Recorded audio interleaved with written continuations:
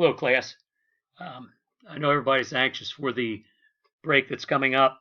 We will not have class, obviously, next Wednesday. This will be your last assignment until we come back from the break. Please be safe. Enjoy your friends and family. And things are going to work out. So, again, if you have any issues at any point in time, please email me. If you need to retake a quiz, this isn't rocket science. We just want you to get through, understand some of these basic skills with basic first aid. So today we're going to look at severe external bleeding. Last week we dealt with external bleeding, very simple with applying a bandage, direct pressure, controlling the bleeding. Today we're going to be looking at a little bit more severe situation where we will need to do and utilize a tourniquet, and also the person may be going into shock. So let's watch the process. We'll go through some skill practice. Again, enjoy your break. I wish you the best. Email me with any questions at any point in time. Here we go.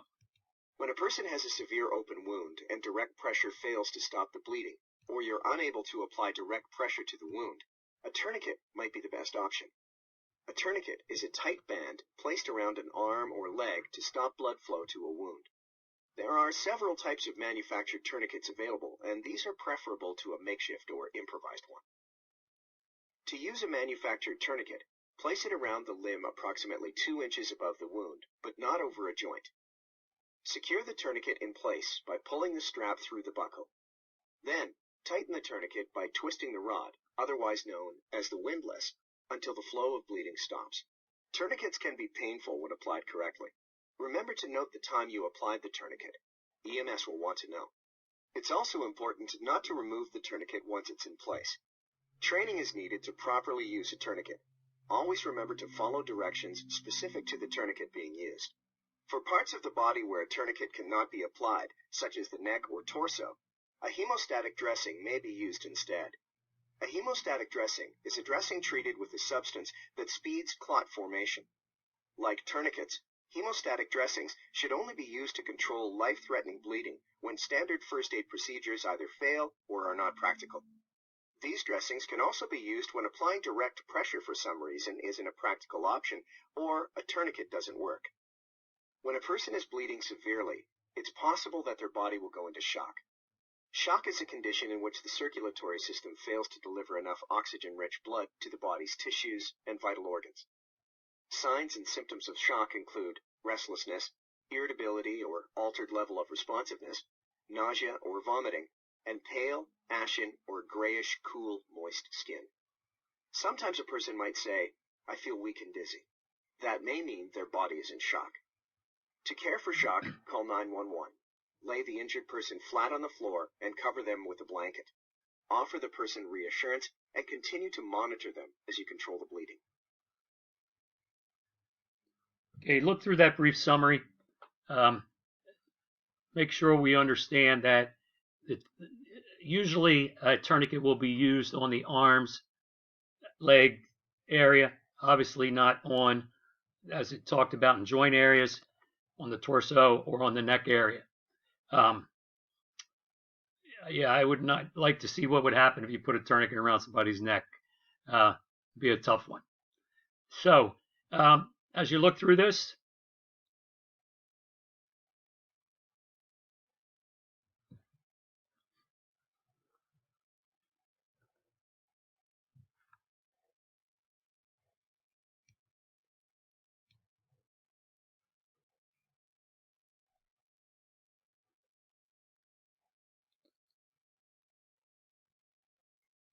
so our next step will be to follow the sequence of how to treat a person. So here we go. We're going to look at Zach. This is Zach. As you can see, he has a cut on his arm. He's bleeding badly. His coworker, John, is nearby. You just happen to be walking by the gymnasium or by the fitness center, and you're going to use your knowledge to assist this situation. I'll take my time when we go through it. Here we go. Use the check, call, care process to respond to this emergency. It looks like there's no first aid kit nearby. You should send the bystander to grab the kit. In the meantime, you can use a clean towel to apply pressure to the wound.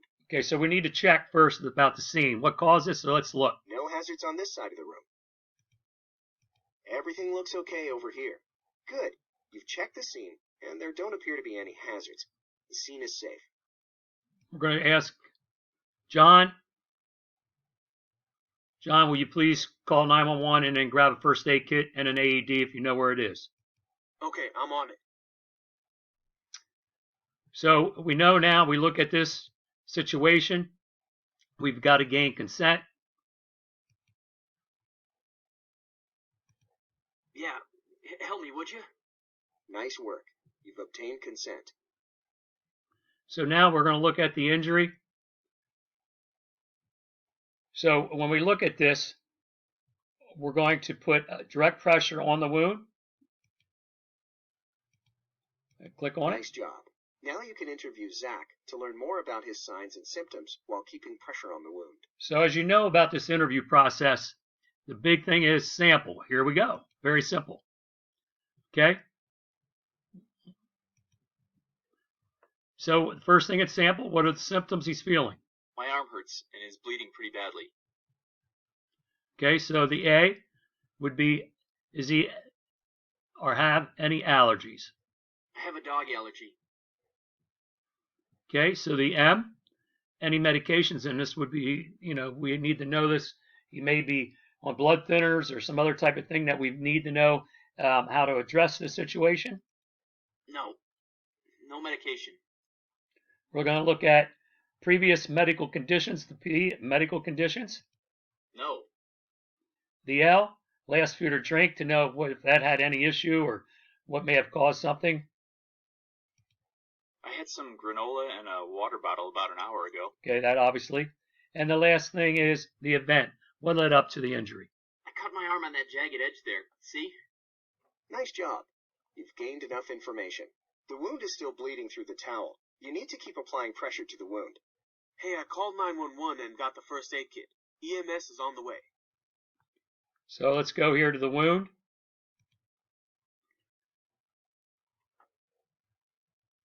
Okay, so we're going to apply direct pressure on the wound, which we did.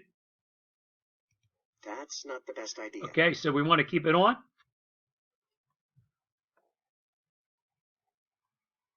The wound is bleeding through the dressing. So we'll apply another dressing. You've controlled the bleeding.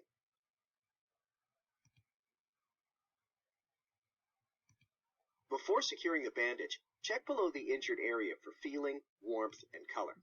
Looks Okay, good. everything looks good. So now, go ahead and wrap the wound.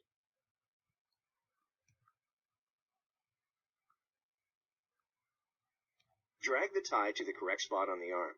Okay, right over the wound. Good work. Now that the bandage is tied, check below the injured area for feeling, warmth, and color again. Everything looks good here. Nice job. Good work. You've wrapped the wound. It looks like Zach is going into shock. To care for shock, lay Zach down flat, cover him in a blanket, and offer reassurance while continuing to monitor and treat the cause of shock.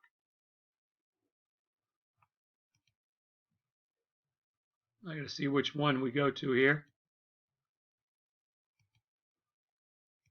Shock is a condition in which the circulatory system fails to deliver enough It sees oxygen-rich perspiring. blood to the body's tissues and Symptom. vital organs. Place the steps for shock Skin could be care pale. in the correct order. Okay, so we want to lay him down. That's the first one. Want to cover him with the blankets, the second one. Offer reassurance. That's right. Helping the person rest in a more comfortable position may alleviate lightheadedness, dizziness, and weakness by increasing blood flow to vital organs. Cover the person with a blanket if available, and reassure the person while continuing to monitor breathing and any changes in the condition. Great job. You controlled the bleeding and cared for shock. EMS arrived to take over. Good work.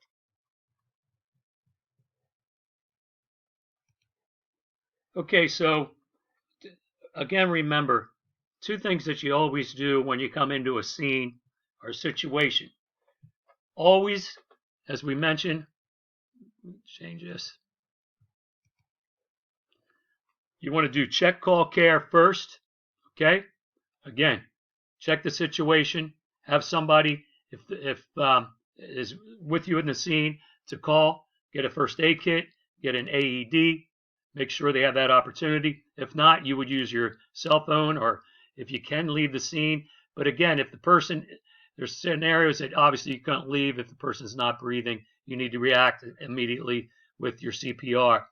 So we know the check, call, care. The last thing's the care. So what you do is when you're going to start the care, you always want to go through sample, okay, with the SAMPLE, and we know what that is. We've drilled that a number of times. So let's look to the next thing we're going to look at. We're going to walk through and look to advanced skill practice. Let's see what this one takes us to look through. Use the skills you've learned to respond to this emergency. Okay, so we know we check the scene, check.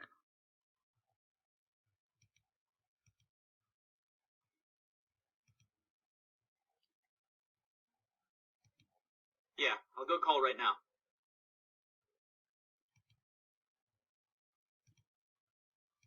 What should you say to obtain consent?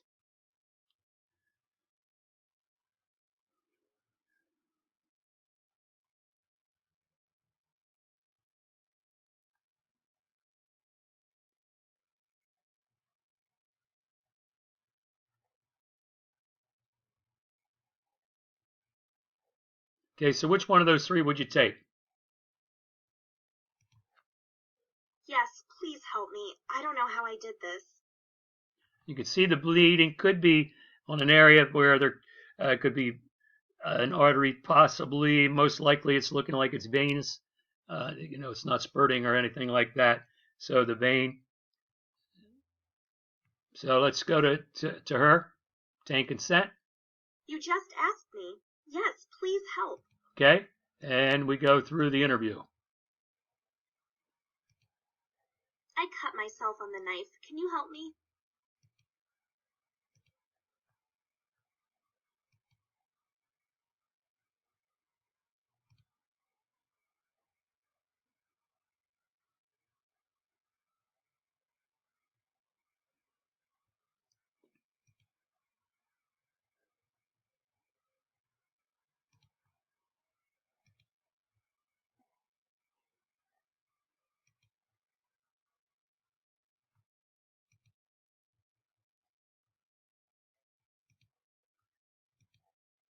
The knife slipped and I cut my arm.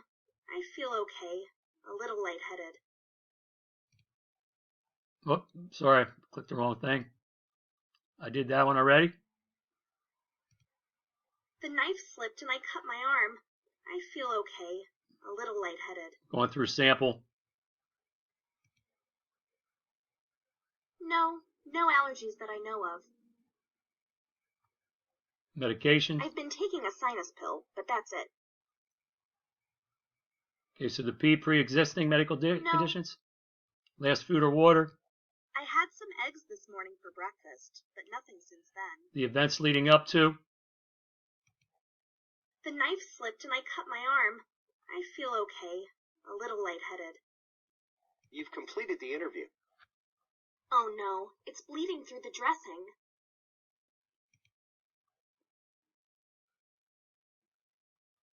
Get my face out of there.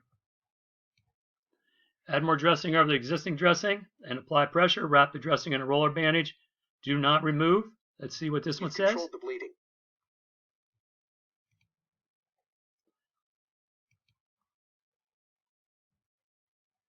Okay, we take our roller bandage. Take the knot. You've wrapped the wound. Before and after wrapping a wound, what should you do? Always check for the area below the wound for feeling or color. Check above and below the wound for feeling for color and warmth. I feel weak and dizzy. So the next thing now, we're thinking of shock.